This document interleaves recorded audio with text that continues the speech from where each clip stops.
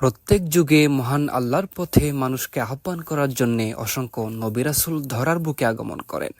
আখেরি নবী হুজুরে আকরাম সাল্লাল্লাহু আলাইহি ওয়াসাল্লামের আগমনের মাধ্যমে নবুয়তের পরিসমাপ্তি ঘটে, যার মাধ্যমে আল্লাহর মনোনীত একমাত্র দ্বীন ইসলাম ধরার বুকে প্রতিষ্ঠিত এবং পরিপূর্ণ হয়।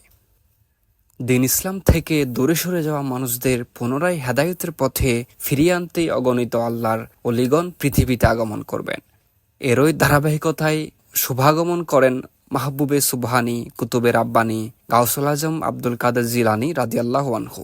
গাউসিয়তের ধারাবাহিকতায় পৃথিবীতে শুভ তশরিফ আনেন খলিলুল্লাহ আওলাদে মুস্তাফা খলিফায়ে রাসূল সাল্লাল্লাহু আলাইহি ওয়াসাল্লাম হযরত শায়েখ সৈয়দ গাউসুল আজম রাদিয়াল্লাহু আনহু, যার প্রতিষ্ঠিত কাগতিয়া দরবারের তাওয়াজ্জু বিশিষ্ট এই তরিকতের মাধ্যমে পথহারা মানুষ ফিরে আসে সিরাতুল মুস্তাকিমের দিকে।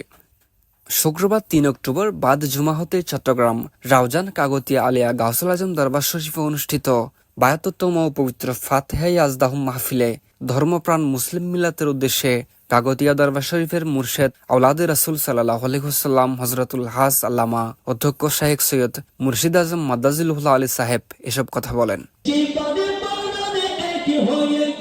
চট্টগ্রাম বিশ্ববিদ্যালয়ের সিনেট সদস্য ও মনিরিয়া যুব তবলিগ কমিটি বাংলাদেশের মহাসচিব প্রফেসর ডক্টর মোহাম্মদ আবুল মনসুরের সভাপতিত্বে অনুষ্ঠিত মাহফিলে বক্তব্য রাখেন মুফতি মাওলানা কাজী মোহাম্মদ আনোয়ারুল আলম সিদ্দিকী, চট্টগ্রাম বিশ্ববিদ্যালয় গণিত বিভাগের chairman professor doctor Jalal Ahmed ও মাওলানা মোহাম্মদ গুলাম রব্বানী ফয়সাল।